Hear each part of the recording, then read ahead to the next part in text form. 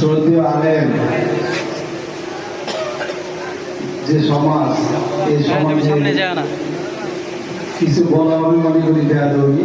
এদের থেকে কিছু শুনতে আসছি এবং জানতে আসছি, পাশাপাশি দোয়া চাওয়ার জন্য এবং দোয়া নেওয়ার জন্য মূলত আজকে আগমন। অনেক ব্যস্ততার মাঝেও আমার ভাতিজার এই রিকোয়েস্ট আমি রাখতে পারছি, এর জন্য।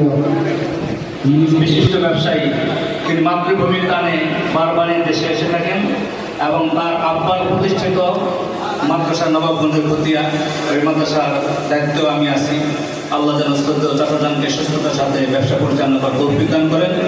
তো এ পর্যায়ে আপনাদের সামনে অত্যন্ত গুরুত্বপূর্ণ তাকরীর পেশ করবেন বাংলাদেশের সকল উলামায়ে কেরামের